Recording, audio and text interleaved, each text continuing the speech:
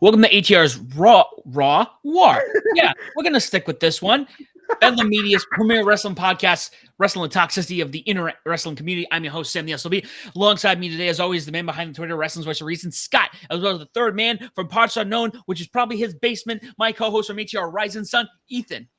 Guys, wrestling is at its peak right now. It's summertime. You know what that means. No, not SummerSlam. Money in the Bank, NXT Heatwave. Got a lot to talk about. Don't forget to like, share, subscribe. Go back and listen to our pre- and post shows for Forbidden Door. We'll have a post show for this. And don't forget, SummerSlam's not far either in Cleveland. Why Cleveland? I don't know. There's nothing in Cleveland but the Rock and Roll Hall of Fame and the Browns. That's it. But let's get right into it, guys. Money in the Bank. Probably one of our favorite Big Five shows of the year. Probably after the Rumble. I don't know. I mean, Mania is great too, but there's something about the stipulations when they're this high. Yeah. And it's not in the States, and the crowd will actually enjoy it. Yes. So, how we feeling?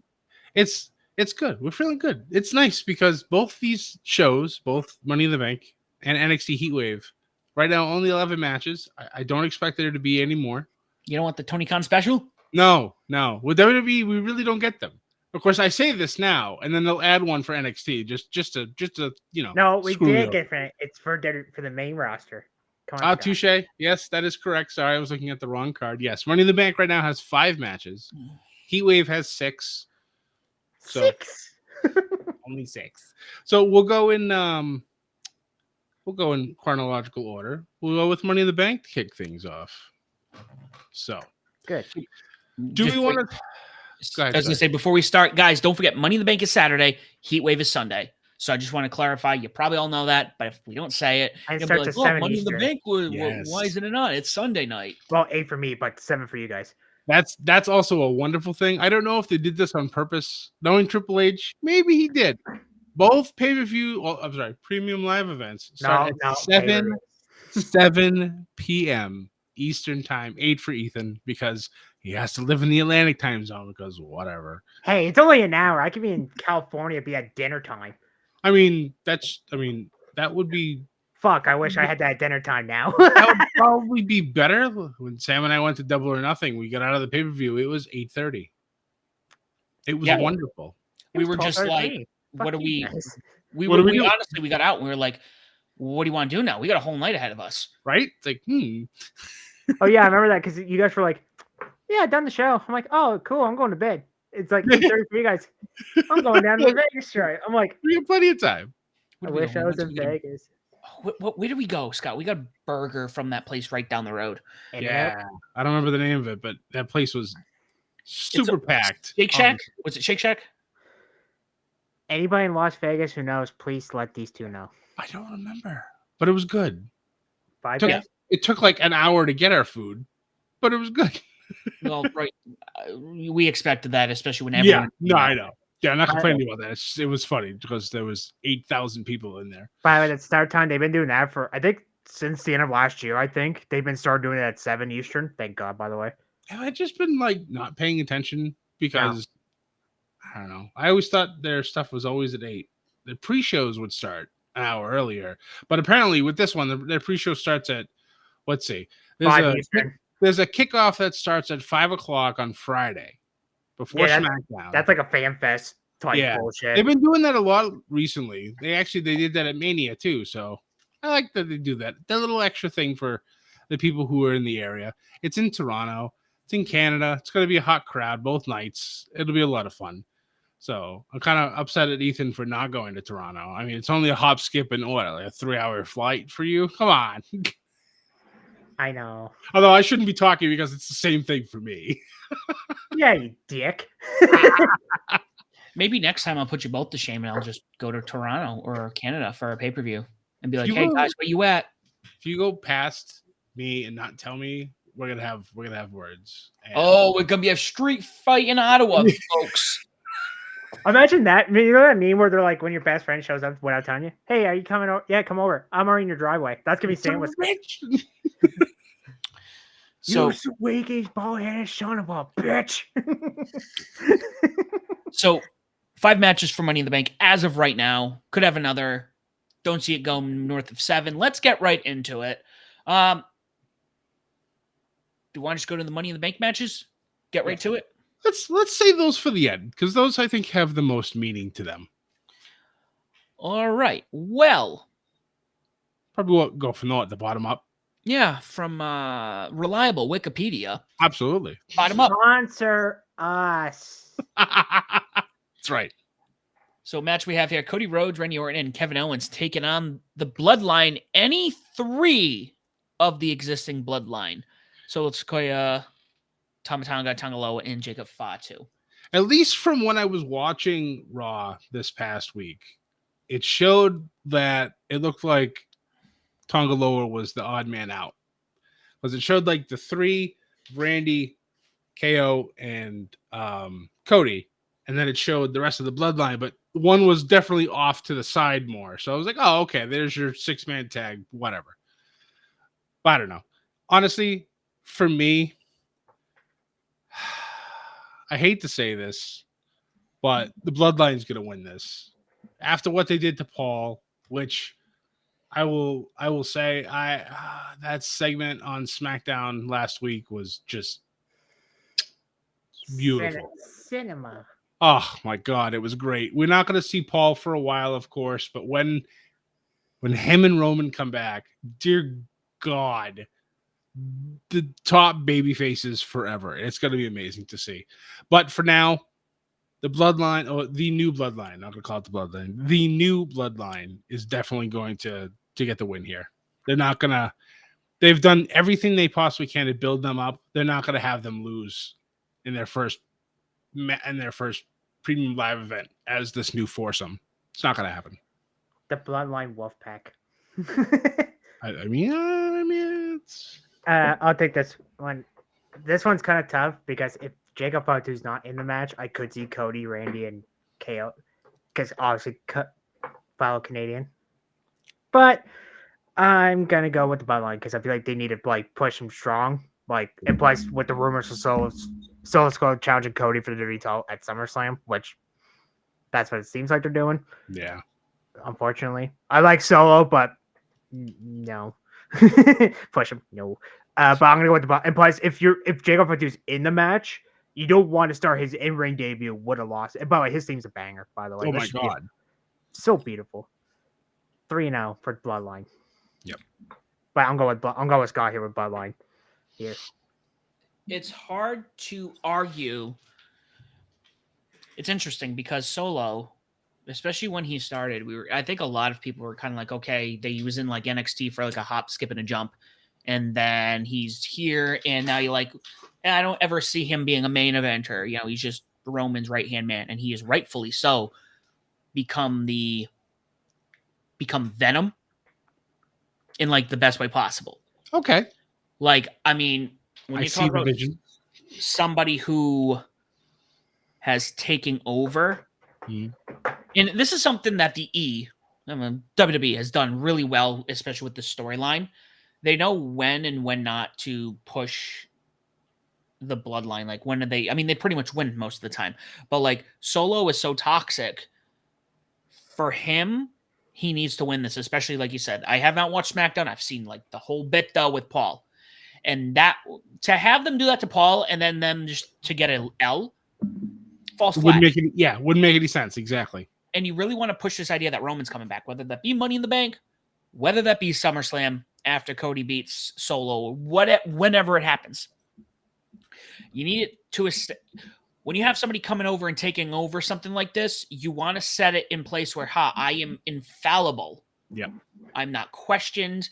Nobody can take me down. I am the new leader. So when the chosen one, I'll just put it that way, when he comes back, you're looking at, and again, we're saying, I think if we went to 2017, Sam, Scott, and Ethan, we would probably murder our future selves if we go, hey, Roman's going to come back in 2024, and you're going to be so excited for like, you're wrong. You're a Fed. And then, whatever would happen, put our bodies in a dumpster. But the idea of putting Solo in a place where it's like he cannot be touched the way Roman was, and the only person who can take him down is Roman, is very satisfying. Yes. And it's the journey. Again, we're already back to the journey. Sometimes you're like, oh, what's gonna happen? Make Solo this big baddie. So then the guy that was the big baddie forever comes back as this mega face, which hasn't been seen since probably, I'll say, Stone Cold. Yeah. The constant "we want Roman" chants every single SmackDown is just, and when Paul was still there, he'd sell that so well, and it just continues to build upon itself, and it's great. But going back to what you were saying, Sam, so it sounds like what you want WWE to do is acknowledge Solo right now as the leader of the new bloodline. And his Selkie shirts. Yes. Yes. You do it where he's a terror. He has the bloodline was a stronghold. Yep. And then to make it okay, this is gonna be some weird history lesson, guys. And we're talking outside of wrestling. But look at the French Revolution, all right? People didn't like the monarchy, so the revolution happened. They beheaded everybody who they did not like. Pretty much. And then there's chaos.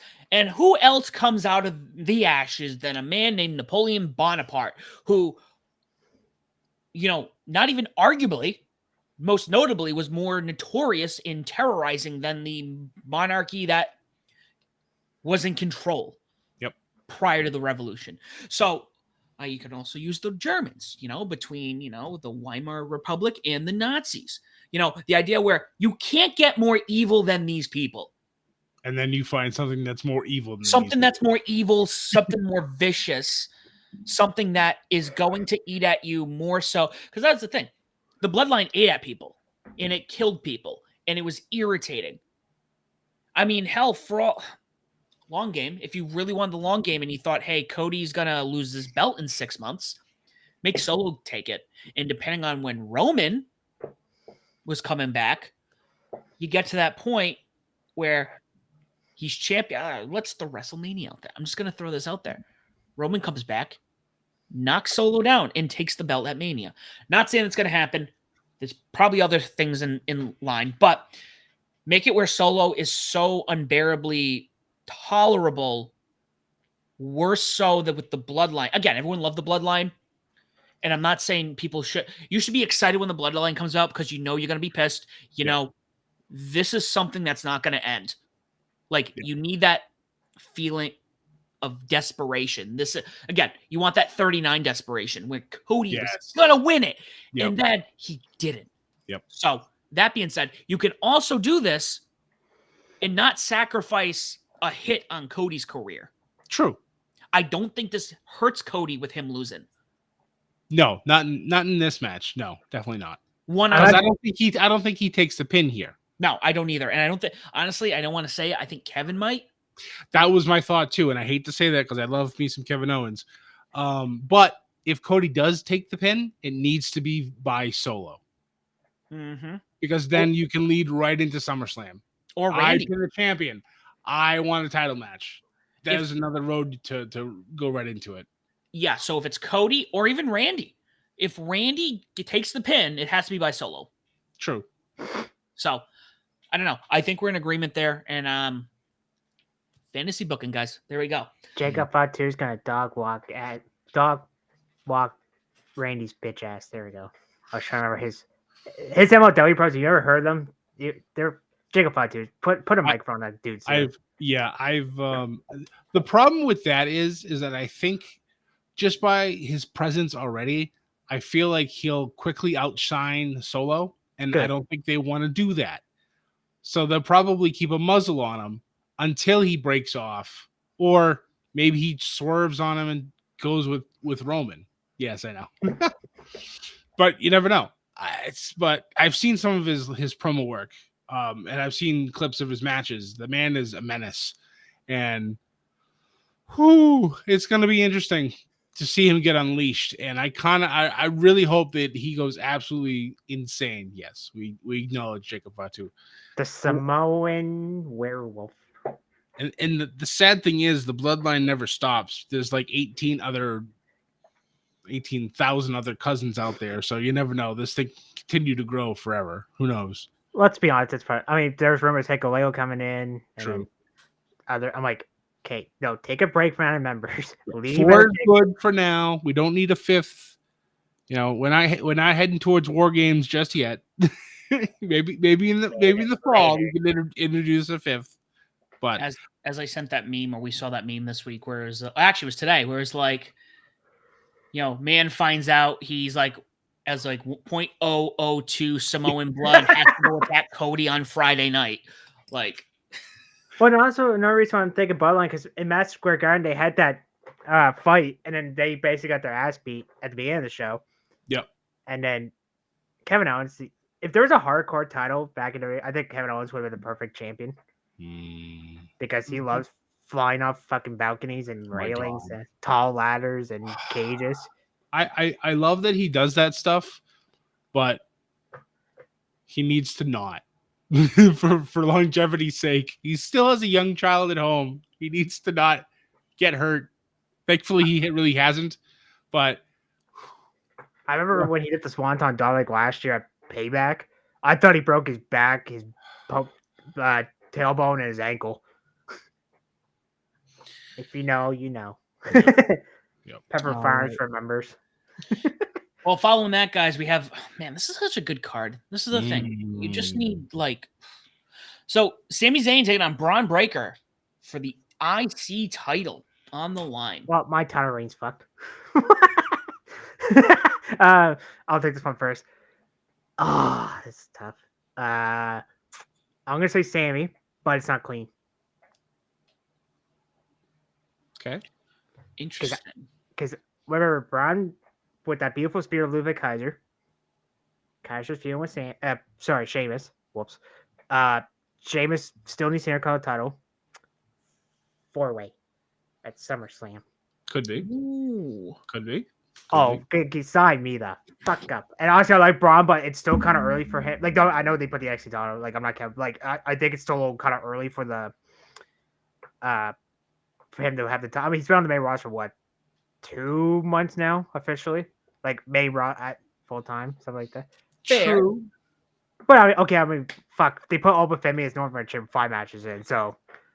And Big Show, the Giant, won the belt night 1 against Hogan? Yeah. So Jerry Lynn with the lightweight title first. Yeah, okay. So this is, and I get where you're coming from. This is where this one I think might be the most difficult looking at it. This one is for me, yeah. If anyone's to do the fall job for Braun, it does feel like it would be Sammy. Braun is too much of a monster. But then when you throw in the mix of, hey, we have this thing with Ludwig, Sheamus, we have all this other stuff going on, it feels like it could go into Sammy's court. However, Braun has proven, and there's a lot of people who have, trust me, Adam Cole could have had the WWE title day 1. I would have done that. I would have booked it. He would have been champion for 10,000 days, beat Bruno Sammartino, and the world would be perfect. But that aside. Yeah, Braun Breaker, he's just been a beast. I mean, just don't piss him. That spear, I will say that segment on Raw where he's spearing the first time and his saber just holding his stomach. Like, he couldn't sell it a little longer. And then they had the brawl, which I got. And then Braun holds the top. Like, no, Braun, no. But he's a heel. He's a heel. So it's acceptable. I still don't like it, but it's acceptable because he's a heel. Yeah, I know. But still, no. Don't jinx it. So he did touch the belt? He did touch the belt. All right, so Sammy's winning. I mean, it's but I'm going with Sammy, though, but not clean. Flip from Sammy to Sammy's winning. But I'm going with Sammy, but it's not gonna be clean. But because you also want to protect Braun too, right? Like, yeah. Hey, this fucker cost me the title. I want a piece of him, and then I think they're teasing a 4-way. I think honestly, if Ludwig wasn't injured, by the way, broken ribs fucking sucks. And then Sheamus just had the qualify match. Like, if he wasn't in that, because technically Ludwig was supposed to be in that qualify match with Drew and Sheamus, but Ilya, I like Ludwig, but Ilya was a better replacement. Yes, 100%. Say with me, boys, banger. That match ruled so hard. Oh my god. Figuratively and literally. Yes. But I'm going to say, but I'm not going to say. I'm going to say it's not clean. I think Braun gets fucked over by somebody, and then we get a 4-way SummerSlam. Book it, Triple H. I don't know. They could technically do. Braun could win. They could still do the 4-way at SummerSlam, but you said Sheamus hasn't the belt. But then he touched the belt, so Sammy's gonna win. There's no other. I mean, it's like gravity. It exists. It's just logic. It's set in stone. That's that. I mean, And plus, I got 99 one Canadian somewhere, so 99% of the time that is true. And there's always been one exception to the rule. And that exception was normally Roman Reigns. Because Roman would always go over at the end of every segment, pretty much. And he'd always win. This is my hot take of the night. ooh, Braun wins in a squash. ooh, This match could be over in under 3 minutes. like the Brock Cena, just less time. Could be absolute destruction. Interesting. So it doesn't give anyone the time. Correct. Correct. Because the suddenness of that spear that he hit on Sammy on Monday, the match could be over in literally 4 seconds. Hit, 1, 2, 3, done. The first one or second one's got. The second one was just as fast, but like that first one literally was just like, all right, boom, there it is, and you're done. The speeding bullet, I call it. Correct. Let me ask you then. When was the last time somebody not named Brock Lesnar has been able to win a title that fast? It's been a minute. It's been a very long time. That's a 24/7 title count. No. Hey, that's title one thing. That title should never have existed ever. It should have been hardcore title rebirth, but whatever. Yes. Anyway. No, in all seriousness, I actually can't remember, to be honest. Was it? No, Trick had it for 3 days. Never mind. Disregard. I actually can't remember, to be honest with you. It's been a very long time since somebody has Been a long time. I think like the last time there was like a surprise victory in the debut was Kevin Owens when he beat John Cena. But it wasn't I don't believe that was for the US title. No, that was champ versus champion. Yeah, that was like the last like shocker when somebody would come in and beat an established person right away. I just think that, I don't know, man. I think it's time. I mean, I've loved Sammy and his whole thing with Chad was great. I enjoyed it, but I feel like, I don't know. I just feel like Braun is too special to have him take a loss here. I mean, the possibility of him getting screwed over by Ludwig is definitely up there, but part of me thinks just have a quick squash and like a surprise thing. Ding, ding, spear, boom, done. Correct. You know what? I would, if that happens, I would not be mad. I mean, yeah, for the point wise, but result wise, you know what? I'd be like, you know what? I'll take that loss. Right?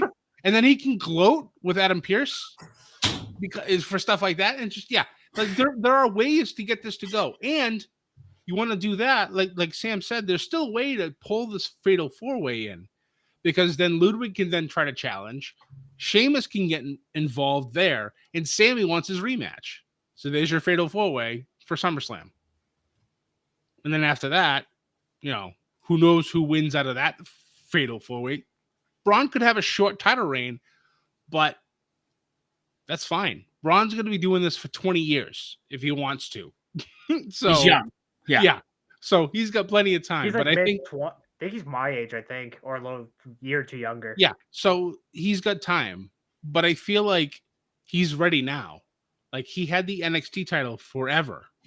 Yeah. So I feel like finally a tiebreaker. Yeah, I know. Start soon. Yeah. I was wondering because when we were talking about when I was going over what I thought, for these matches, I was like, I wonder who's gonna say if anybody's gonna go with Braun with me, like. And honestly, this could cost me a whole show. And you know what? It's fine. But I feel like it's just time. Have a nice surprise. And that way some of these other matches, like the Money in the Bank matches, are probably going to be at least a half hour each. Yeah. What do you think's closing out the show? Do you think it's going to be one of the Money in the Bank matches, or do you think it's going to be the world title? I think it's going to be men's Money in the Bank. I agree with that. So like honorable mention, I probably say the world title, honestly. Well, with the stipulations, it's definitely possible, but I feel like we're gonna open up with the women's Money in the Bank, close with the men's. With the men's, yeah, that's what that's. And I think Priest and Rollins will be their second to last match. Because I think that's the only. Oh yeah, because Cody's in 6. Yeah, never mind. Okay. Unless they decide to start with the heavyweight title match, which they've done in the past. and then have the women's Money in the Bank right afterwards, just to give it that space in between, because you don't want them back to back. So you don't want to do the Money in the Banks back to back, because honestly that should be kind of a headache. It's exhausting at that point, because the crowds needs time to recover, because those matches are always insane. It's a ladder match, and there's 6 people fighting on multiple ladders, people going through ladders, going through tables, going through hit by everything. Crowd needs to calm down a little bit. But yeah, I'll introduce that little bit of anarchy in this pick show. I think Braun wins in a squash. I was torn. Like, I was thinking Braun, and maybe I'm playing it too safe, but Braun feels like the guy to, especially with, I don't know where their status is with Lesnar, and right now it looks like Braun Strowman's the guy who's kind of like the monster, but he's like just the monster. He's not like the monster who's holding titles and like putting people, in line. So I read something today, and we'll talk about that as well. So I want to continue to move on, but I read something today talking about Brock that could be very interesting if true. But we'll move on. I'll talk about that a little bit later. All right, awesome. Well, going up next is the world title match. Damian Priest taking on Seth frickin' Rollins with frickin' laser beams on his heads. Last chance match. If Priest wins, Rollins will never challenge for the title as long as Priest is champion. If Rollins wins, Priest must leave the Judgment Day. That's the first of 2 last chance, because we'll talk about the NXT side later. But I'll go first on this one. Oh, fuck. This doesn't end cleanly, because someone's getting fucked over. Fuck it. I'm going to say Rollins. Oh, all right. Okay. But he's not going to hang on to it long, because Gunther is going to take it at SummerSlam. There's my spoilers for SummerSlam. So I was thinking Seth. I think the pro here would be he'd have to leave, and then no longer is he kind of keeping the peace within Judgment Day with the live stuff. So things can now get out of hand. But I think it makes sense, personally. Priest keeps his title. Rollins can't challenge as long as Priest is champion, which is what somebody should have done in another promotion that I'm not going to talk about here. But I don't know. I see this. I won't be mad if Rollins wins, because I know what happens with Liv and Dominic in the Judgment Day is going to be, it's going to be a shit show, and I'm here for it. And it has been, and it's been glorious. So I'm going with Damian on this one. I'm going to agree with Sam. Damn it. Yeah. If you look at it on paper, yeah, you could say Seth versus Gunther is a better matchup. But if you're going to have Gunther win the title at SummerSlam, and I don't mean any disrespect to El Campeón, but it's an easier road for Gunther to take on Damian Priest than it would be for Seth. So I feel like you could have the rest of Judgment Day try to help Gunther, or try to help Priest against Gunther, but Gunther still overcomes the odds. And it just makes Gunther look even more menacing going into the following premium live events and the big, the rest of the big 4. Like, if Gunther wins at SummerSlam, I think Roman might be the only person to take him down. If they decide to do that, if they bounce him to another show. I don't know. I don't know. I don't know who could actually take Gunther down from Raw, other than maybe Ilya. But Ilya needs to be built up to get to that level. Gunther's been there for a while, so. I can see it. Do you think Judgment Day would turn on Priest? Let's say he wins, which I kind of hope not point-wise, but do you think they turn on him? Because Powell did tell him, he said, you changed since you won the world title. I know. I like the fact that they're sprinkling in like this dissent within the group, and that it shows that Rhea really was the glue for everything within Judgment Day. We all know the reckoning is happening once Rhea comes back, but the thing of it is, do they stand by Rhea by that point? Because we don't know how long Rhea is going to be out. Will Liv really fully sink her teeth into the Judgment Day and fully take over the group? See, I don't know. Could be interesting. I'm still waiting for the ladder match for the custody of Dominic, but I don't know if that's going to happen at this point. There's so many different things, because now people are talking. Oh, it could be Finn and Liv that have been in cahoots this whole time. Now, and they tease it now on television every once in a while. And then you had the moment on Raw that just happened with Dominic literally falling on Liv, and it's.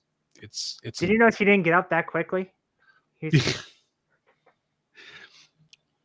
I know. Obviously, it's for dramatic effect, but it's just like when I saw that happen, I was just like, "Oh my god!" Blue Chew ad. They're really doing it. And I guess I saw something today. Liv put something on Instagram where, it was a picture of Dom being on top of her, and then if you look at the next photo, it was Batman and Catwoman, and I'm just like, I see it. Okay, I see what you're trying to do here, because Batman always was like, nah, when it came to Catwoman. So I see it. Dom's always like, no, I don't want any part of this. And then you see the sly smile and shit like that when she says things. And yeah, I don't know. Part of me feels like Liv's just screwing with him.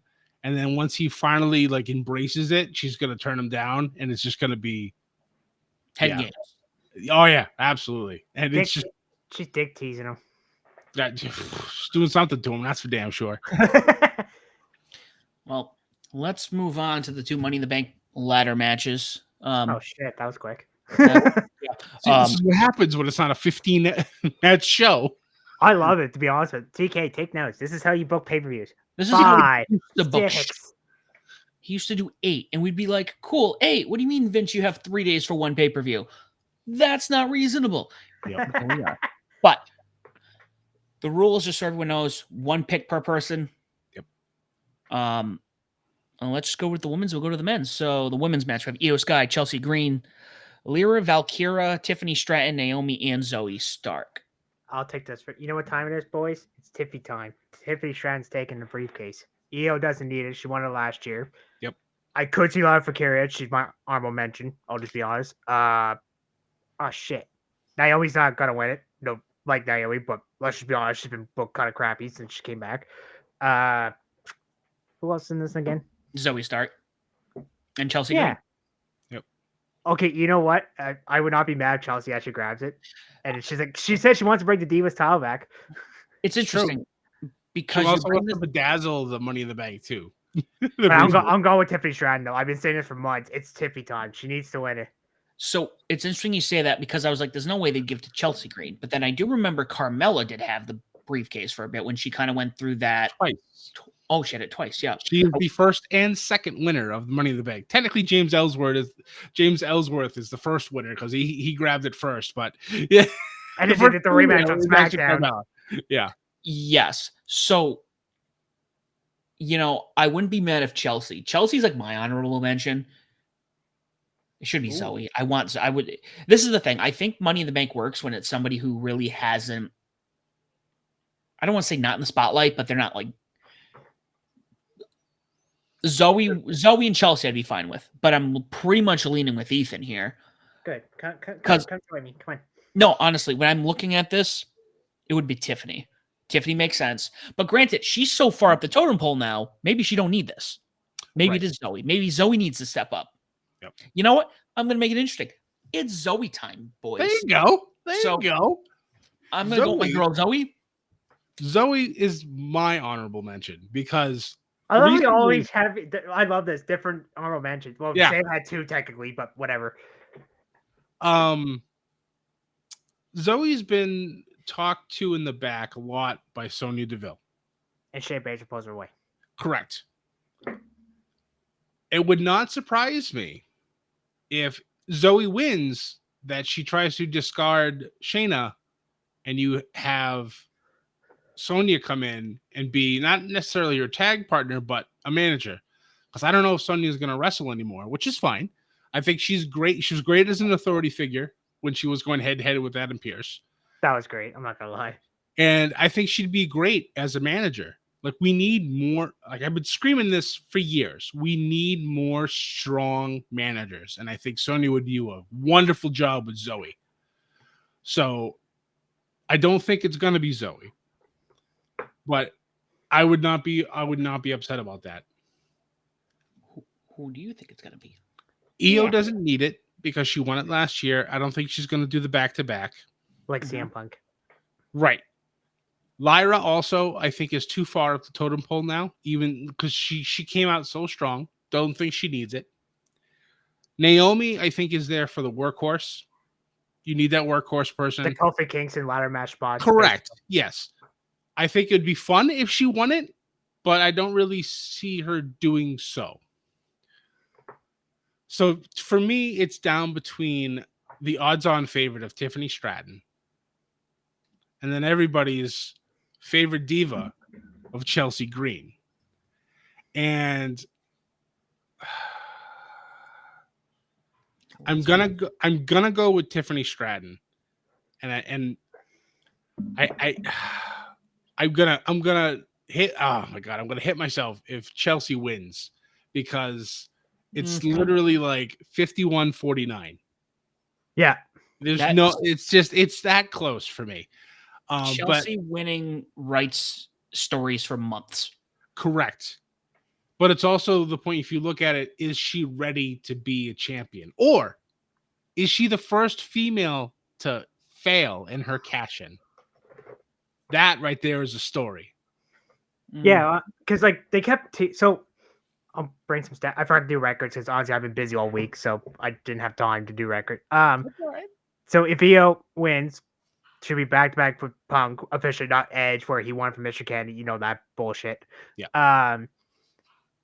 Edge is an asterisk for his second one. Right. And they keep teasing. They kept saying, 100% for the women. And I think it was like 85-90 for the men or something like that. So it's a little below 80, I think.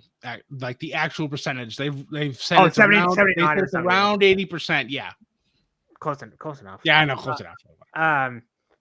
But let's say if Green does win, which I'm gonna kick myself because that's the one time I didn't. That's the second time I didn't pick a Canadian. Right. By the way, she is my own matches though. But imagine she wins and cashes in like a rock. Is she SmackDown or she? I can't keep track of these fucking brands anymore. SmackDown. She's on SmackDown. Yes. But technically, she could cash in on Liv. So I mean, she could technically cash in on any women's champion of her choice. Oh shit, she can go to NXT and try to cash it in on Roxanne on Sunday. That'd be kind of fun. Not gonna lie, that'd be kind of fun. Oh wow! Throw that in there. I mean, honestly, any women's champion. I mean, hell, she could. Obviously, she's not gonna go after Kalani Jordan, but yeah, any major women's champion. Fuck it, let's open the Forbidden Portal. Oh my god! Right, have her go to TNA. Wouldn't that be a kicker? Holy shit! Hey, we're partners together. Give me the Knockouts title, and she is a former Knockouts champion. So that is true. It's not foreign territory for her. But official pick for me, I'm going with Tim. She needs him, and plus you ever knows when they get cold for a few months during Money Bank season, they magically win. Yep. Big E, Corbin, Priest. Yep. I forgot who. I was like, wait, for some odd reason, I forgot who won last year for a second. But you know what? It feels like that. But I feel like Tiffany needs some more. And plus, Io won it last year. She don't need it again. No, I think right now we're spiraling towards the end of Damage Control. So they need to break up. Honestly, we need the full self-destruction. And I think with Io losing on Saturday, I think that's one of those final nails in the coffin type of thing. Well, plus Kari lost her triple threat cover match to one with Larry Fakir and Shayna in it. Yep. Dakota just lost this past Monday. Yep. So, and plus Io said we need to change. You know what? Fuck it. Bring back Miko Satomura. Bring back the final boss. Well, wasn't she just on DDT Pro Wrestling on the train? Yes. Helping her boyfriend, Mr. Minoru Suzuki, murder Grandpa. By the way, that match went 55 minutes, but you know what? I enjoyed it for 55 minutes. It was fucking funny. I love that they wrestle on the trains. It's fantastic. I had the governor of Tokyo, for God's sakes. That's right.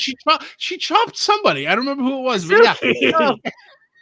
She's like, and he fell like he's supposed to. But it was funny though, because like during that match, they came on, and then people will get off the and Suzuki's like, Teruku Yuki, he plays a cop as a gimmick, and he wrestles at Freedoms, and he had a fake. Obviously, the gun's fake, right? So and Suzuki's like, really? So he kicks it away from him, and then he turns around. And now the memes all over fucking Twitter. Murder Grandpa, literally murder Grandpa. I'm like, yep. Guys, hide. He's coming. Yeah. Sorry, that was my unintentional tangent to go off. So yeah. No, I'm glad you brought that up. But Miko Samura, they even put it on the name graphic. WWE superstar Miko Samura. Nice. And she's the final fucking boss, not The Rock. The actual final boss. Bring her back, Triple H. It would be nice to have her come back. I mean, honestly, like you talked about, she'd be a great new leader for Damage Control. Her and Io, put the fucking titles on them. I don't even care anymore. Throw those titles at them. Yep.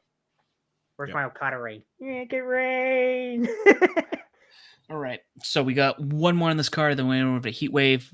Men's Money in the Bank ladder match. Jey Uso, Carmelo Hayes, Andrade, Chad Gable, LA Knight, and Drew McIntyre. This one I think might be slightly harder than That's what she women's. Jesus Christ. Yeah, I would say I'm Sam. Yeah. I can see everyone minus Drew winning this. For obvious reasons. I don't know if we talked about it or I saw it somewhere online where they're just like AJ Lee. CM Punk is not letting Drew win that Money in the Bank. Actually, I'm gonna up one you here, Sam. So if Drew, let's say this is not my pick, but I'm gonna have a theory. So let's say Drew wins, right? He said he's gonna cash in at the end of the World Cup. Well, it depends for the match order. So this is all theory right now. I don't think he'll fuck him over in the Money in the Bank. I think Logan Paul fucks LA Knight over in the Money in the Bank, and maybe White Six makes a peekaboo. I see you, Gable. But let me give my theory out of the way first because my HG brain's all over the place. I think let's say Drew wins. Again, not my official pick, just rumors here. He cashes at the World Title. Again, depends on the match orders. Punk fucks him over there for the third time. That's definitely possible. I can see that. The only problem I have with that is that I hate when they have these Money in the Bank reigns that last for an hour. Yeah. I like the tease. The problem that I had with Damian Priest is that they teased it for like 2 months, almost constantly, and then it went cold until right before Mania. I forgot he even had, because like you said, like they had, exactly. And then like nothing for because he was busy with the tag titles for like 6-8 months, and WrestleMania he comes out, I'm like, I forgot he even had the briefcase. Yep. Oh no, it was a pig show because I think Sam brought it up. I was like, oh fuck, I forgot he even had the briefcase. To be honest with you. Yep. If Sam wouldn't have brought that up, I'd be the undisputed champion right now. So thanks, Sam. What can I say? Thanks, Sam. Well, he was already eliminated anyway. He's down to me and you anyway. So I'm looking at this, and to me, looking at this alone narrows down to 3 people, and maybe 2 if we want to talk through this. First of all, Jey Uso, the man does not need that briefcase. He is on fire. That man can be in a main event tomorrow, every Raw, every SmackDown, every pay-per-view. I don't think he needs a briefcase for that. Drew McIntyre, the CM Punk thing, I think that's that. Yep. Andrade, he just came back, and maybe he's one where they really want to push him, kind of give him what they want, but I don't see him getting this briefcase. He's a speed champion on Twitter. Now, he is. Now, if I was to pick the last 3, it's going to be obviously Carmelo, Chad, and LA Knight. Carmelo, I've got, wet feet, cold feet on because he is new on the main roster. Right. But he was so hot in NXT, maybe it's like, hey, why don't we give it to the new guy? Because you can't keep following the same formula. Maybe you want to give it to the new guy. Maybe you really are just like this guy. We got to send him to the front. Yep. And it's the way you do it. Chad Gable. Chad Gable is like on fire, but I know he's going through that fallout with Alpha Academy. So I did not watch this past week's yet, but I watched the weeks before that, and it didn't feel like he was going to. Seemed like there was, and I don't know what happened on this past week's SmackDown, but it didn't feel like he was ready to be like, I'm just gonna go for the main title, man. This is it. He seemed kind of down. He seemed kind of separated from the team. I don't know if that's changed since the week before. Otis has made it clear that the rest of Alpha Academy is done with Chad. And now with Chad having this issue with the Wyatt Six, he's trying to backdoor his way back into, the good graces of Otis and the rest of Alpha Academy. And Otis is he's standing strong, saying he's not going to do anything. But I think this all leads to eventually the Creeds and maybe Ivy Nile eventually joining Chad. But I don't see Chad winning this because I feel like we'll get an appearance from the Wyatts at some point during this match, especially if Chad's starting to climb.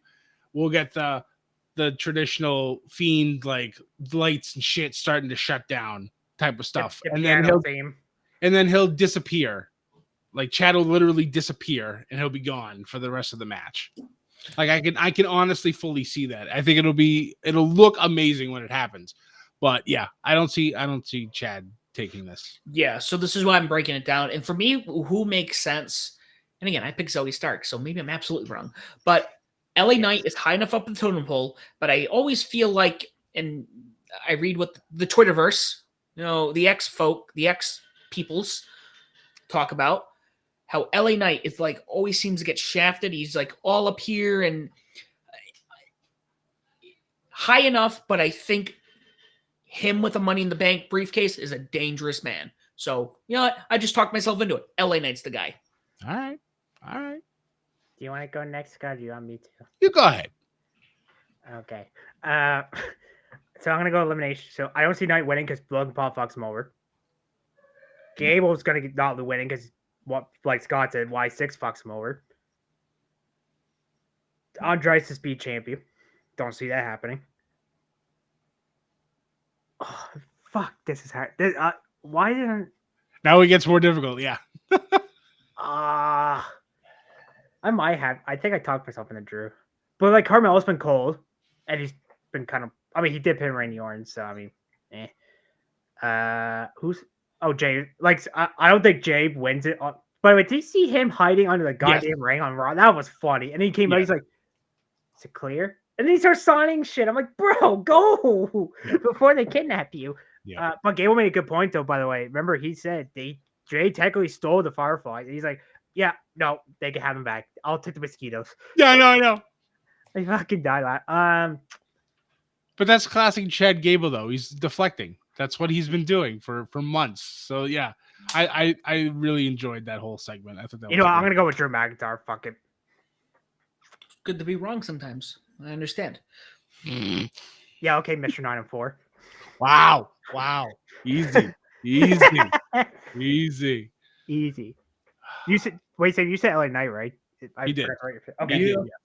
Yeah. But by the way, I can't see Logan because remember LA Knight pinned Logan to get into this match, which by the way, I actually thought it was gonna be Escobar, not gonna lie, because I thought those two were gonna cancel each other out. But right, I think LA Knight will be like he'll get close, and Logan's like, well, since you cost me in there, fuck you. I mean, yeah, set them a match at SummerSlam for that title. Yeah, it's definitely. I definitely think that's going to happen at SummerSlam. We're going to get LA Knight and Logan Paul for the U.S. title. So for that would eliminate him for me. We're going to play the elimination games here. Sweet. Might as well. I like doing this, honestly. Yeah, this is the fun part about these multi-man matches. Chad, which we've already talked about, we've beaten it to death. Wyatt Six, we'll take care of him. The only way I could see Andrade winning here is if Charlotte shows up. Mrs. Andrade. Right, and helps him out. But I don't see that happening, so no. Carmelo would be an interesting pick. He has been kind of cold since he's come up, but he's that boastful heel character. Like, he thinks he's better than everybody else, but his record, I think, is like 1-2 on television. So it's not that good. But why wouldn't that fit this character? Correct.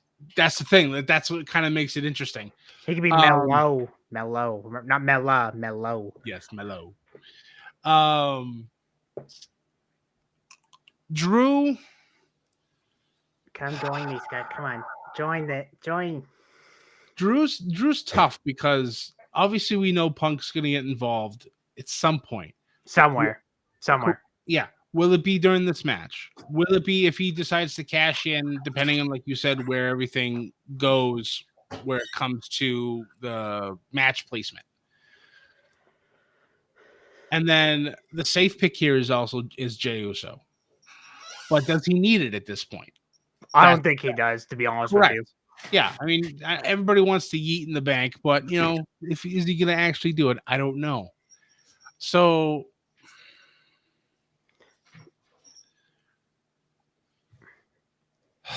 do you guys have honorable mentions? But don't say them yet until Scott picks his pick.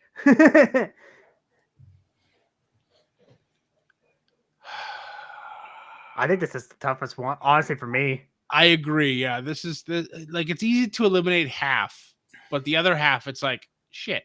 What do we do? Well, I think about.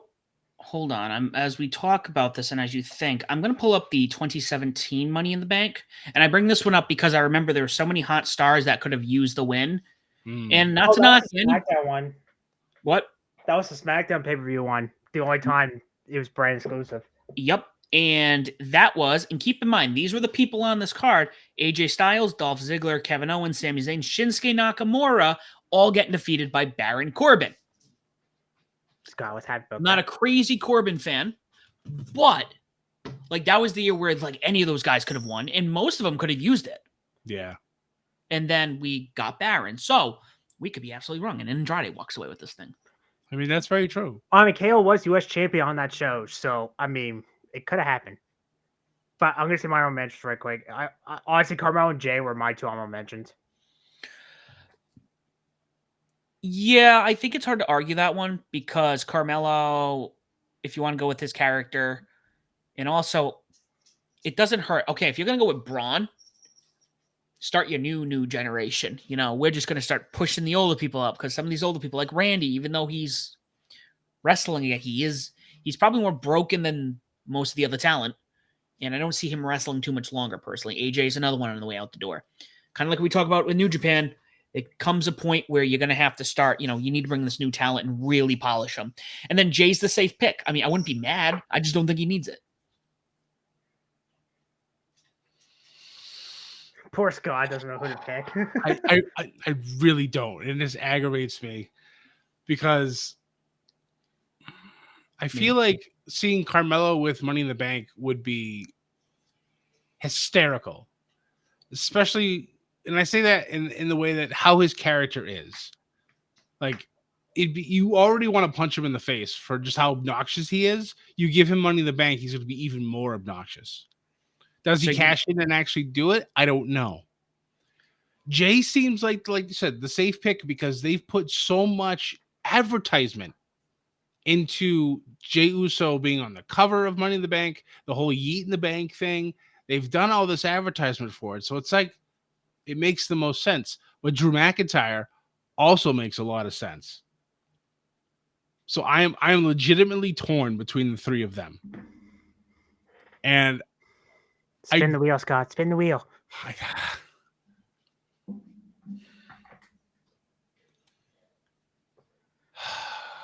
I'm gonna pick Jay.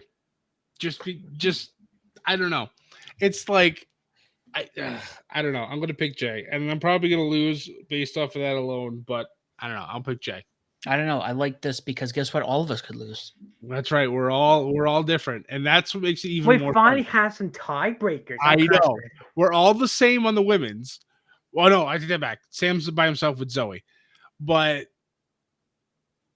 the only match we agreed on literally was the 6-man tag. That's legit the that's only perfect. one we agreed. I love that. That's great. So everything else, it's either 2-on-1 or it's literally a triple threat. Well, either way, this is the one that's going to be, even if we all picked everything else, this is it. Yeah. This is it. Somebody wins. Yep. So, yeah, Money in the Bank, folks. I'm really, now we talking about this men's match. Not that the women's isn't, or none of the other matches, but whatever happens on this match, really invested in now. especially with our picks. All right, boys, let's hop over. Let's talk about NXT Heatwave. We got 6 matches on this card. Yep. I'll let you guys lead this one because I did not watch the following weeks, and I know you guys are really excited for this one. To be honest with you, last night's episode, it was kind of there for me. It was kind of a disappointing go home. Yeah, I'm about. I think I have about 35 minutes left. I didn't get a chance to finish it before we started recording this, and yeah, it's been kind of like just a regular episode. Like it doesn't really feel. I know that I still have the contract signing, so I expected it to be some shenanigans because that's normally what happens. But yeah, yeah, I kind of figured. Thank you. But yeah, it's whatever. But yeah, we talked about 6 matches. The first one is Carmen Petrovich and Ariana Grace taking on JC Jane and Jasmine Nix. Bring it home, Team Canada. Let's fucking I know, go. right? Yeah.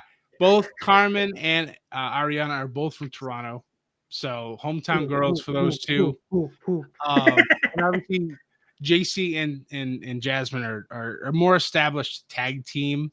I'm actually going to pick JC and Jasmine here because of that whole more cohesive team. Plus, Ariana's a heel, technically, and I feel like she's going to do something to screw over Carmen.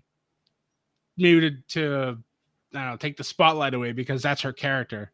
And I feel like it's going to allow JC or Jasmine to get the win. Or Carmen gets tired of her annoying, so she just goes, "Hiya." That's also definitely possible.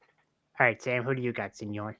All right, so going off the fact alone that we have some hometown girls from Canada, we can go with the Canadians because I actually don't know too much 4 of these talents, but yeah, let's give it to them. Give Canada a little bit of something to get that crowd going. See, I'm not biased. Are you picking the Canadians to win too? Yeah, that's what I said. All right. So first match, standing on myself. All right, let's go. That's what I like to see. This is good though. This is good. So our second match is for the NXT Tag Team Championships. It is Nathan Frazier and Axiom taking on Chase University, which is Andre Chase and Duke Hudson. Riley Osborne and Thea Hale will be there. Rich Holland, no, he will be home because he cheated the last time. Twice. That's right. During the what was it? The tag team turmoil. Tag team turmoil. Yes. Holy fuck! Too many gauntlet turmoil. No. There's no such thing as too many tournaments or gauntlets. No. Not in the book of Scott. Absolutely not. Stop it. Bad, Ethan. Bad. All right. You know what? Since you said that, you wiener. For me for this match, there's been a lot of interesting things going on with Nathan Frazier and Axiom. Axiom seems completely content being NXT Tag Team Champion, and Nathan Frazier wants to do everything. Like he's going for title matches. He's on, WWE Speed. He's doing all this other stuff, and watching all this stuff kind of unfold on Twitter is hilarious. I love watching these two kind of like go back and forth. But I love the thing of it is I like Chase U, but I don't think they're gonna win. I think it's gonna be Frazier and Axiom, but those two I think are destined eventually to split, and that program between the two of them is gonna be pretty nuts. I'm gonna also agree, but Rich Holland got grounded from the field trip. Correct. Sorry, bad timing. But I think what I mean by not clean, I think Holland somehow magically shows up and be like, "Oopsies, I fucked up. I cost you tag titles." And then Chase like, "You know what? We're gonna beat you up now."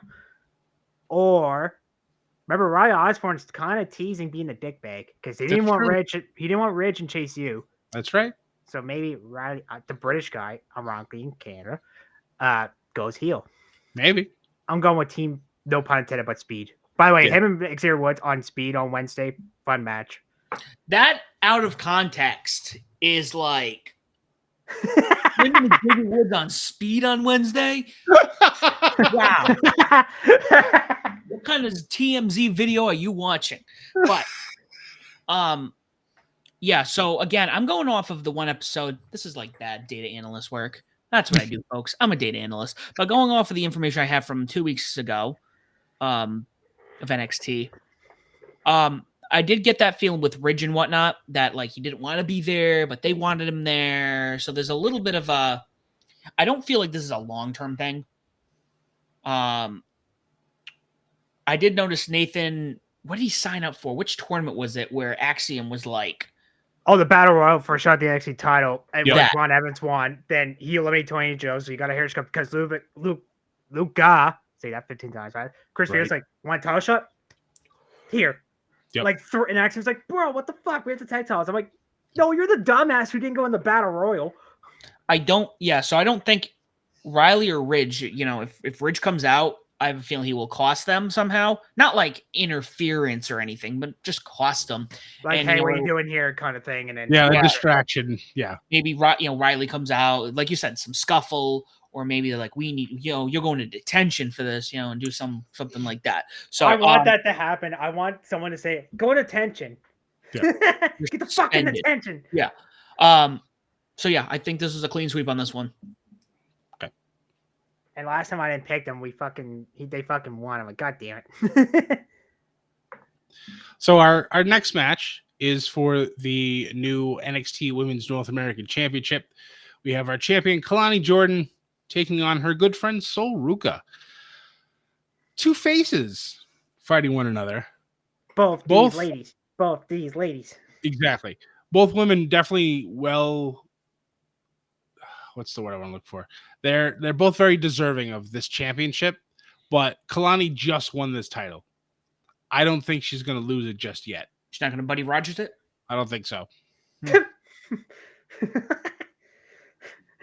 Look, if you got to know the sport. I mean, I know. I mean, people remember like we do because we were obviously born back in the 60s to see when DiMartino squashed him in third at the Garden, I think in seconds. Yeah, it was ridiculous. So yeah, regardless, yeah. So I mean, it's possibility, but I feel like this isn't the place to do that, especially not to knock this belt. Not saying it's not important, but I don't think this is the belt you do that with. Right. So, yeah, I'm going with Scott and Kalani. I'm going with Mrs. Carmella Hayes as well. It's Mrs. Carmella Hayes versus Mrs. Tyler Bate. That's true. Oh, that's right. I forgot Sol Ruka's dating Tyler Bate. That's right. Forgot about that. Yeah, take that. But this is almost gonna be like a gymnastics match in a good way. Because Sol Ruka's got the snow stature, which she brought from Dante Leon. Bro, that move is insanity. I felt bad for so when she beat Honorary Grace in the number third match, she kept slipping. Yeah, I know. And by the third, she's like, "Fuck it, I'm gonna go." I'm like, please don't fall on your head. You already fucked yourself. You already had a knee injury. We don't need a concussion now. Right. Yeah. But I think they're clean. So I think Claudia and plus, like Scott said, she literally just won the title. Yeah. You want her to have like a Seth Rollins style reign, have the title for maybe not for 316 days, but have it for a while enough where she can establish a good foundation for that title. Sol should be honestly challenging for the women's title. Thank you. I think she's ready for that. I don't think she needs the mid-card women's title. I think she's ready to go to that next level. And I don't know if this will turn one of them heel or if this is just going to be one of those, hey, we're good friends, we're going to wrestle for the title, and then we're going to shake hands or hug at the end, and then they go their separate ways. Who knows? You know who I think takes it, Scott? Fallon Henley. Fallon taking this from her would be a good choice, but save it for a big PLE. Don't do it on a random NXT show. No, that's I mean, yeah, the next. I don't know. No, I know. I'm just saying, like. Oh yeah, sorry, yeah. Or special, like don't do that special NXT stuff. Like do it on a big PLE. Correct. Yep. Yeah.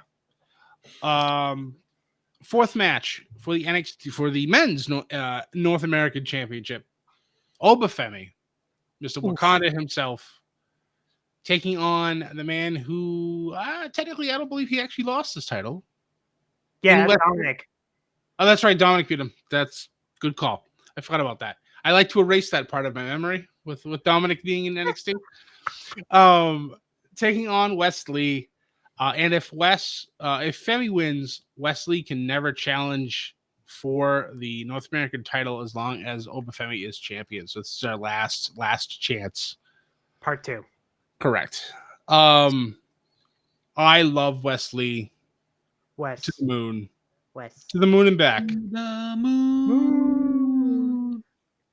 By the way, I so miss you too. I'm gonna bring this up real quick. He's wrestling next month, or actually this month at Black Label Pro against Jordan Oliver. I'm gonna tell you guys that might be a banger. That's the same show Jinder Mahal's fucking wrestling on, by the way, for their major world title against Kevin fucking Koo. I'm still so sad that they released The Maharaja. the Sorry, I Maharaja. had to bring that out because Sam actually brought up to the moon. So, yeah, It's gonna be it's for me. It's gonna be Oba. I love, like I said, I love Wes, but Oba's taking this. This man is gonna need to have somebody huge take him out.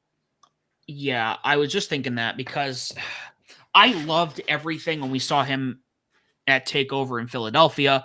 I like what I've seen from him Banger. when I have watched NXT. Some data here. He's number 5 for North American title reigns right now with 175 days. Wesley has 269 and Carmelo has the longest with 273.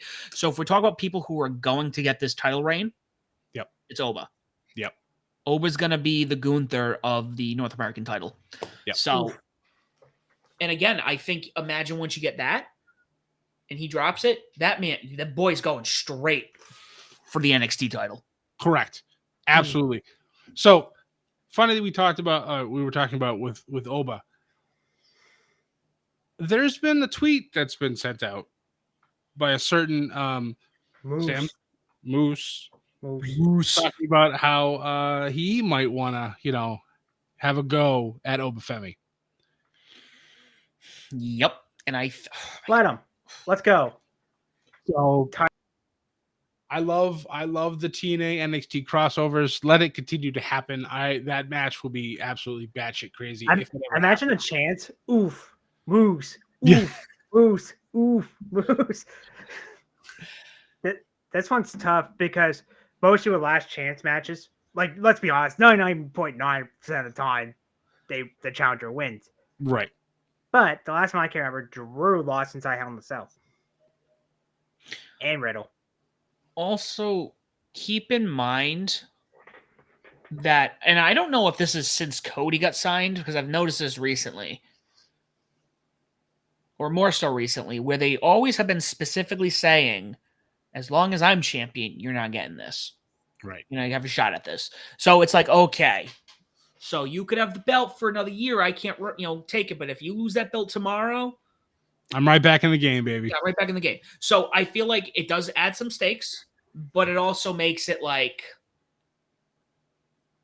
there is some playroom there. Right. Unless it was like, again, as long as I'm on NXT, you don't, then you'll be like, oh, okay. So as long as I'm in this brand, I can't go for it. So in the backstage promo, Wesley was talking. Well, I forget. He was kind of promo. Basically, he did this, the Rascal hand sign. So I mean, we got a TNA crossover, and I did this as far as on TV taping, which I'm not gonna spoil. How people respect who want to see it. But if you've seen. Like, I know he's feuding with Joe Cobb. I think that's over because they've been feuding with Tyreek DePon and. Yep. Oh crap! What's his partner's name? Tyreek Iguel. That's his name. Oh fuck! I'm gonna go with Boba. Honestly, Wesley I love, but he does not need that North American. I think he needs to go for the NXT title. He does not need that. He's done enough with that title. Like Sam said, I mean, he held in what? Sam almost 300 days. 269. Yeah, sure, it's close enough. Yeah, 269. Yeah, because I remember he was on the edge of breaking Carmelo's record, but Dominic. Yep. Dom got to ruin it. Yeah. But I'm gonna go with Boba. I think, like Sam said, like Oba could have a Gunther reign. And fuck it, you want to continue this partnership with TNA? Bring Moose over. Moose, sorry. Yep. Moose. Oof. Imagine those chants. Oh my god, I'd be having a headache. Oof, moose, oof, moose. All right, boys. We'll All get to the further down. And we get into the big championship matches. You have for the NXT Women's Championship, it is Roxanne Perez defending her title against Lola Vice. Lola Vice wins. What? Lola Vice wins. Okay. All right. Ethan just throwing it out there right off the rip. I didn't know what to think of Lola's promo during this show. Oh, the face-off one? Yeah. Obviously she was very emotional. Like, I've seen some emotional promos, but this, I don't know if I didn't know what to make of it. It was, yeah, I don't know, but I'm going to disagree with you, Ethan. I think Roxanne's going to retain the title, and I think this might actually be the best thing for Lola, because then this may make her like title crazy. Not like Tatum Paxley crazy, but crazy as in like she'll do anything to win the title and like bring out the even darker side of her, which I desperately think she needs to pull out. Less dancing, more smashing of faces. That 305, she got the back fit. So like a couple weeks after that triple threat tag match, I do like Roxanne, but that spinning back fist she did on Lola, like don't I actually like smack her in the face because she got her like almost like in the throat. Yeah, I'm like, I'm sorry, that was a shitty back fist, and It was. see that it was. But and then Lola Vice one last week, I was like, holy shit! It looked like she legit knocked her out. I mean, Yeah. Lola Vice is a legit MMA fighter. I've seen some people on Twitter kind of complain about that. Don't get me wrong, I like the segment, the face off, but I've seen people go like Lola Vice, like it was a good pro, but like they thought she was trying to get cried a little too hard. But I mean, like if it actually like legitimately moved her that much, then you really can't fault her for getting as emotional as she did. No, I'm not blaming her at all. No, I'm not saying you are. I'm just saying like the people who want to complain about everything, which is what the internet wrestling community does, which is why ATR is at war with them. It's just, I was just kind of thrown off by it because I'd never seen somebody get that worked up. Yeah. Over like telling their story and of sacrificing and everything, and I was just like, whoa, wait a minute. But I feel like that's the beginning part for her. But I feel like Roxanne's right now in the middle of like, I don't want to say record breaking because we keep throwing that around, but I feel like she's gonna have this title for a while.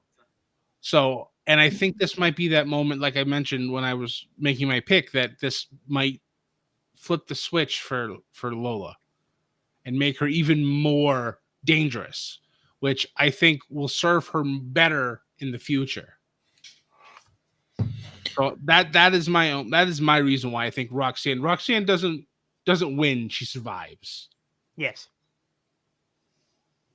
I don't know much about Lola, and again, I'm playing a little bit of a stack. I always find, and I think when I'm not sure, I think looking at title reigns and knowing the little I do know, she's about to break the 200 mark for 200 days and it's a record breaking. So there's only 3 women total have had the belt twice: her, Charlotte, and Shayna.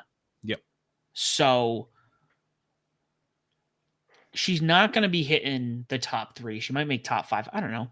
I mean, Mandy had the belt for 413 days straight. Yep. So I don't think she's getting. I think give it to her a little longer. I think Roxanne thrives with this belt right now. Yes. Lola, I don't know too much about, but every time I've seen Roxanne, she came in, she won the belt. This is my belt. You're not touching my belt. And generally, you have people who are possessive of that's my belt. Yep. Like not in a, they all do it. Oh yeah, I'm coming back for my championship. Yeah. No, I need somebody who has some psychotic, Gollum-like, this is my belt, you can't take this from me attitude. Because they're gonna play dirty and they're gonna make sure the name's in the record books for the long term. Yep. So Roxanne, to me, from what I've seen in the past 6 months when I have watched NXT, that's the vibe I get. No, you're 100% correct. Like Roxanne has even tweeted out like last week, Lola knocked her out, takes the women's title, brings it to Ava, who's the GM, leaves it in her office. Once Roxanne gets the title back, she takes a picture of it. She goes, "Don't worry, mommy's got you." And I'm just like, there's the possessiveness that you were just talking about, and it works really well for her. So Mhm. I like that what she's doing with this title run. Lola's a credible challenger, but I don't think she's ready yet. I think she needs that extra twist. I do agree, Scott, with you there, Scott. She needs to cut the dancing out. She really does. Because like every time, like I do like advice, and I'm not trash, but like it's like every time she does a move, Yeah. it's like take it like the NXT Underground match. Like she didn't. I mean, celebrate. I mean, whatever. That's after the match. That's whatever. Like she went there, vicious killer. Yep. I'm like, that's what I needed more see of. Like, I mean, I get she's pretty late. I'm not gonna deny that. I mean, the dancing she needs to tone it a little bit. I don't mind once in a moment, but almost every second, third move. Right. Yeah.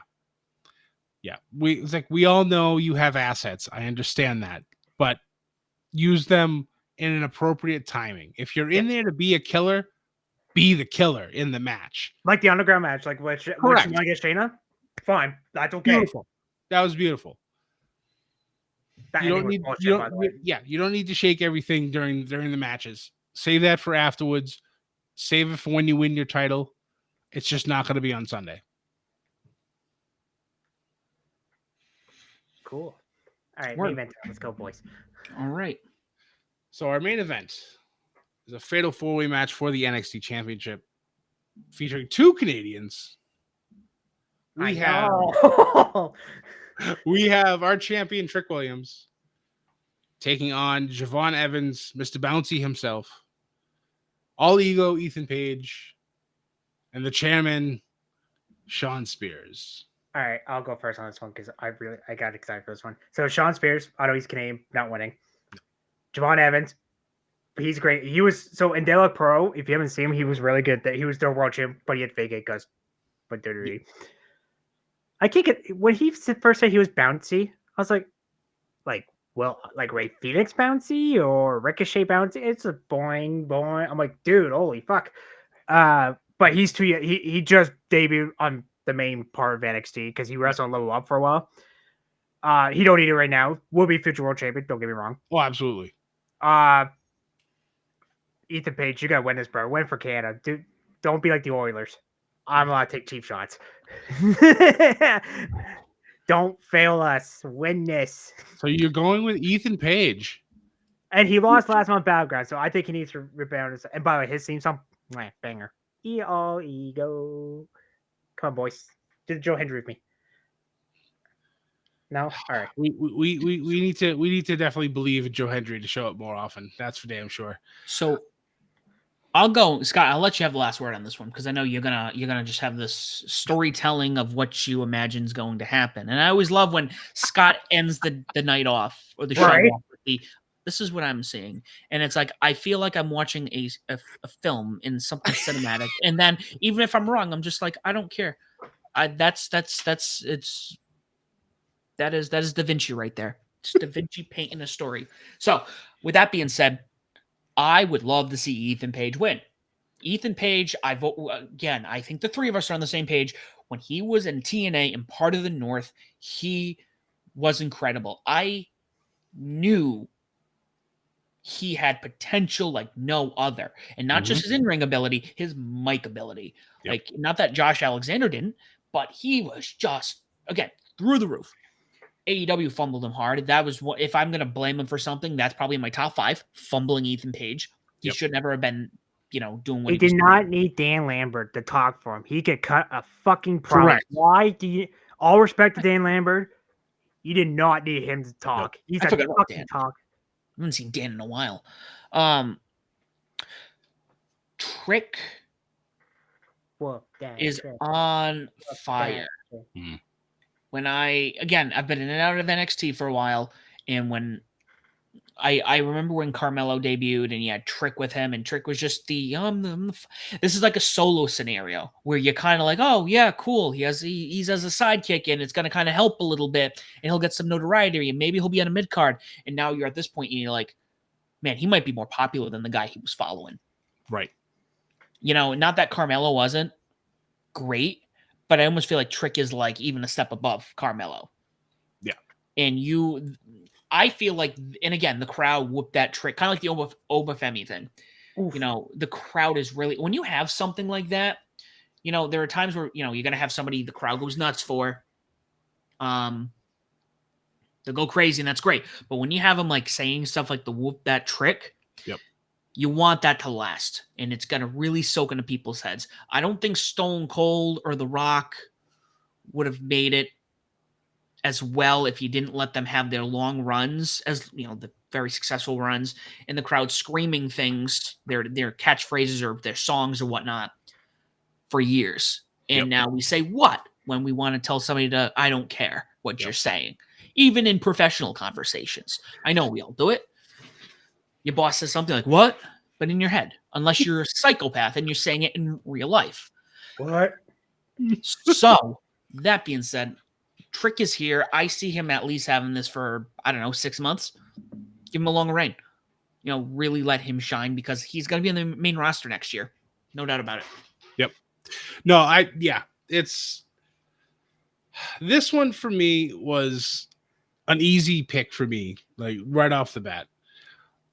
Sean Spears, I love him to death. I always have. I feel like he's another one who was fumbled by AEW. At least 10 times. Correct. 10. I love his heel work. I think he will have a very defining presence in NXT by the time he's done. Will he get called up? Maybe. Does he need to at this stage of his life? No. He's got a drop-dead gorgeous wife, many kids. Number 2 on the way. Yeah, he doesn't need to worry about it. So I love Sean, but he's not winning. Javon Evans, the man is still super green, and I don't mean that in the bad way. I mean that he's just so young. Like, he just started. Like, I believe, is that man even 20 years old? Like, yes. Okay. Like, he is so young. The man's got 25 years in this business if he wants to do it. Because I feel like he could lead the main roster in 5 years. He could, depending on how they want to push him, how he wants to continue working. Now is not the right time. He honestly shouldn't be in this match. I feel like he's just not ready. Like, I feel like he should be challenging, for the North American title at this point in his career. But he's in this match, and he's gonna have moments. It's gonna happen. He's gonna be bouncy. He's gonna be doing some crazy shit, and I'm sure there's gonna be many moments where he flies off the top rope or off the going over the sides and taking people out, and the crowd's gonna explode, and he'll shine during this match, but he's not gonna win. Ethan Page, the man, when turned correctly, turned on correctly, in the ring, is absolutely fantastic. I want to see, if we're going to talk about the NXT and TNA crossovers, I want to see him versus Josh Alexander.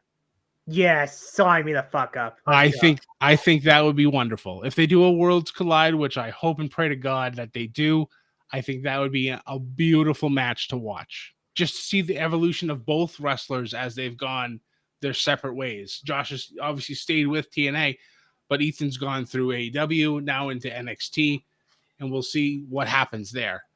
I just feel like Ethan's kind of like the odd man out here. I feel like... You take that back. No, I say, like, he's not going to be involved in the pin. No. I don't feel like he's going to get pinned here. So I feel like he deserves to be in the title picture, but I feel like he needs more meaningful feuds before he can really kind of dive into being a champion, like a head champion. If he wants to go after the North American title after that, that's fine. Go ahead. No, I know I know you're chomping at the bit. Go ahead. No, I was pretty much gonna say, imagine he's the one who takes from Obafemi. He could, and I think that'd be great.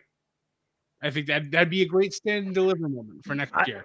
I kind of want him to do that and then pull Lance over like, this is gonna be the Canadian title.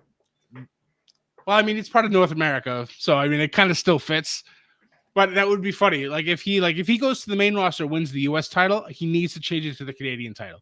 Please do. Oh my god, stuff like that. Like those fun things need to happen.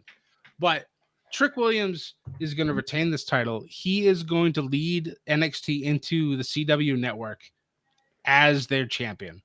Will he lose it day one? Maybe, because they like to do crazy shit, a la Brock Lesnar and Kofi Kingston when they debuted on Fox. That back up. It still hurts me to this day because Kofi Kingston was my boy. I've always been a fan of his. Kofi Mania was real, and it was just like, it was beautiful. So I'm going to pick Trick to win.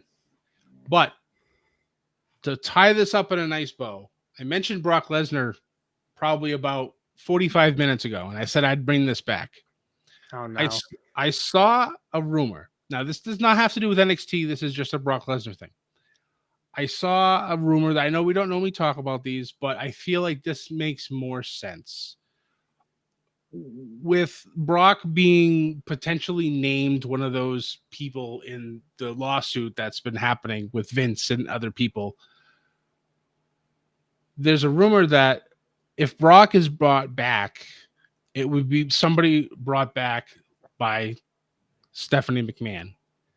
You have Stephanie McMahon come back as a heel because she's just been at Raw and SmackDown the last week.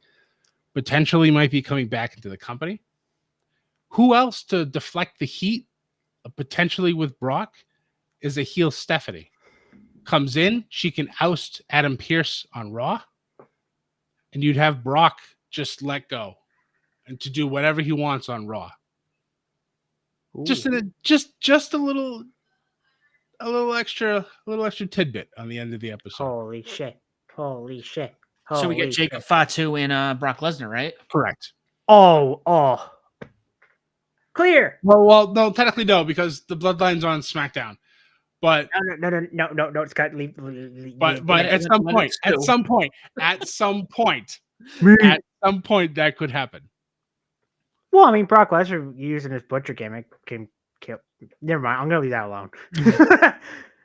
But by the way, back to NXT Thomas for a second. I see Sean Spears getting the pin. That's who he sees in this match. Yeah, I could see Sean taking the pin, or even Javon, because he is the new kid. He is 0-2 against 1-2 because he lost to Ethan Page in that Battle Royal, which technically Ethan didn't get eliminated because Ormensa. Oh crap! Oh no, Ormensa's banned for Heatwave. Okay, that's right. Ormensa cannot show up at Heatwave. He's been grounded as well. He's been but I don't think this would hurt Evans if he got the pin. No, if he got happy dues. I don't think it would hurt him. So it's gonna be why I don't see Ethan Page taking the pin, but if he loses, he's not taking the pin. No, I could see Page. If Trick does win, I could see Page like hitting the Eagle's Edge on one of them, and it Trick's like the typical, I'm gonna steal from you. Well, I don't know if Trick. I don't think would do that. I think Sean Spears would try to do that. Takes anything to win, though. I mean, true, but I don't think. But Trick's too much of a face. Yeah, good point. I think like you could see Ethan Page hit that move on like Javon Evans, and then Spears throws him out, and then Trick hits his finisher. Yeah, he hits the trick shot on Sean Spears to pin Spears. I think Trick's too much of a good guy to do something like what a smarmy heel would do. I just realized we're split down the middle. We agreed on 3 matches and tiebreakers on 3 matches. That's beautiful. No, that's good. That makes it more fun for this weekend. That's what I like. So technically 4 points because clean sweep points are on the line too. That's right. Clean sweep always on the line. So guys, both shows, it'll be less than half the time of the last show we just watched. Anything else before we hop off? I think we have everything we need. Don't Yeah, need to- Joe Hendry shows up there. Okay, now done. on All NXT. Well, guys, thank you so much for listening. Let us know what you think below. Tell us who you think is going to win this weekend. And as always, do not forget to follow us on Twitter, X, Instagram, YouTube, Facebook as Above the Ring. You find myself the SOB official, Scotty J Stream, and Ethan as Wrestling_fan_9. I can do that in my sleep now. Make sure you like, share, subscribe, leave a comment, tell people why Above the Ring and Bedlam Media is a podcast of your choosing, why they should listen to us as well. As always, guys, thank you so much for listening.